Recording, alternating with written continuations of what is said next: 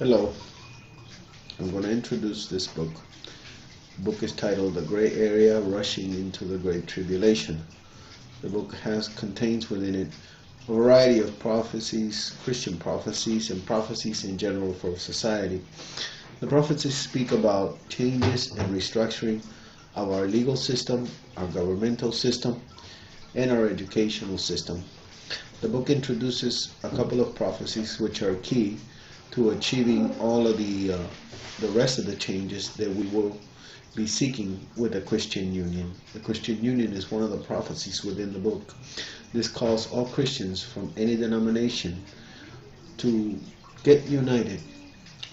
Christ said that a kingdom that is divided cannot triumph, and we need to get united and form a Christian Union, looking beyond denomination, beyond barriers, beyond separations, and become together as the kingdom of God, become a kingdom on earth to exercise certain rights that we all have as citizens within our countries and we all have as people within the world, to try to bring about changes, to get rid of the black and white mentality.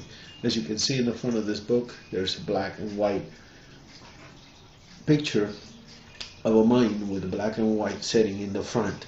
And this is much of the problem that we have today within society, is the black and white mentality, the exaggerated black and white mentality within our society. This is one of our greatest problems that we face as a society, and the reason why we are rushing into the Great Tribulation, which is predicted in the book of Revelation in the Bible.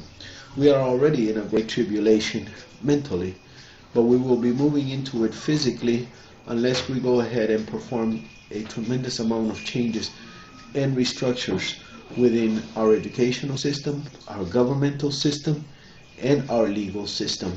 The book explains in detail how we are to perform these changes and what we are to look for in order to make these changes, how to deal with commercial psychology, the corporation of today, the job setup, what Christians can do in the form of an exodus, getting away from all this mentality and setting a new way of performing business, of owning businesses in general, changing the different mentalities that are set within our society of greed, vanity, and idolatry, which is the main cause for all of the problems, the majority of the problems that we have today. As most Christians know, God gave us 10 commandments, and 2 of them were against idolatry. Idolatry comes in 2 formats, the idol and the idolater. Those who worship people and those who love to be worshipped within our society. Both of them are wrong and against God's rules, and this book speaks of that. And we will be speaking of it as we go ahead and fragment this book. We're going to cut it in sections and study it, and we will be offering video studies of this book. With this video, we are inviting everyone to join us on our website for the studies of this book and to purchase this book to help us promote these ideals within society and these changes. We offer this on our website, and we will be getting together on different times and offering half-hour studies on the subjects of this book.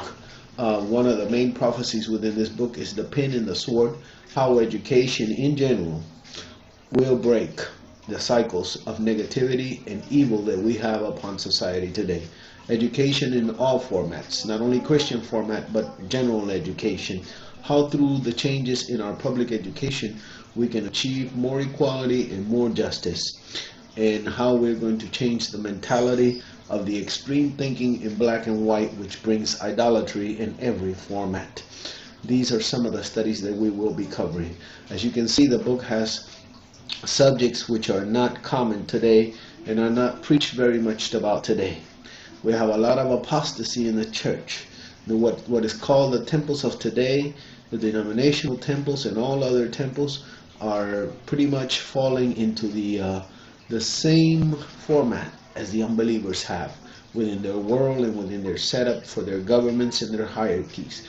And God has called prophets, not only I, but many prophets today, Christians that recognize this, and I hope that they join us in forming this Christian Union, bringing awareness of this in trying to bring changes by creating propositions, getting together, writing, and trying to change things within our government, within our educational system, and within our legal system.